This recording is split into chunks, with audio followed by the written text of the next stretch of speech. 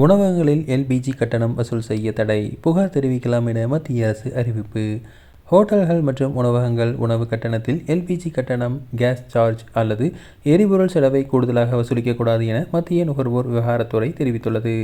Menu விலையை இறுதி விலையாக எடுத்துக்கொள்ள வேண்டும், அதற்கு வரிகள் மட்டும் சேர்க்கப்பட வேண்டும் எனவும் அறிவுறுத்தப்பட்டுள்ளது. இந்த வகையான கூடுதல் கட்டணங்கள் வசூலிக்கப்பட்டால் அதனை நீக்குமாறு உணவகத்திடம் கேட்க வேண்டும் என்றும், நுகர்வோர் ஹெல்ப்லைன் 1915ஐ அழைக்க அல்லது NCH செயலியை பயன்படுத்தலாம் என்றும் கூறப்பட்டுள்ளது. மேலும் ஜாக்கிரதை மூலம் புகார் அளிக்கலாம் அல்லது மாவட்ட ஆட்சியர் அல்லது மத்திய நுகர்வோர் பாதுகாப்பு ஆணையத்துக்கு தகவல் அளிக்கலாம் என அறிவுறுத்தப்பட்டுள்ளது.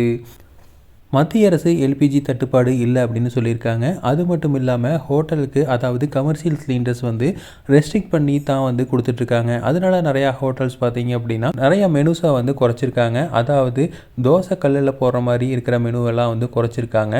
வெறும் அந்த ரொம்ப கேஸ் எல்லாம் அதிகம் யூஸ் பண்ணாமல் ஸ்டீமில் மட்டுமே யூஸ் பண்ணக்கூடிய உணவுகளை சமைக்கவும் ஆரம்பிச்சிருக்காங்க. இந்த மாதிரி நிலைமையில் ஒரு சில ஹோட்டல்ஸ் என்ன பண்ணுறாங்க அப்படின்னா அந்த எல்பிஜிக்கு உண்டான காஸ்ட்டுன்னு சொல்லி எக்ஸ்ட்ரா காஸ்ட் போடுறாங்க.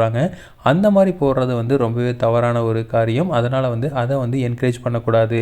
ஏன்னா மத்திய அரசு எல்பிஜியில் நிறைய தட்டுப்பாடு இல்லாமல் கிடைக்குது அப்படின்னு சொல்லியிருக்காங்க. ஹோட்டலுக்கெல்லாம் தான் இந்த மாதிரி எல்பிஜி கொடுக்கல அப்படின்னு சொல்லியிருக்காங்க. ஸோ அதனால் பார்த்தீங்கன்னா இதுக்காக நீங்கள் எக்ஸ்ட்ரா சார்ஜஸ் போடக்கூடாது.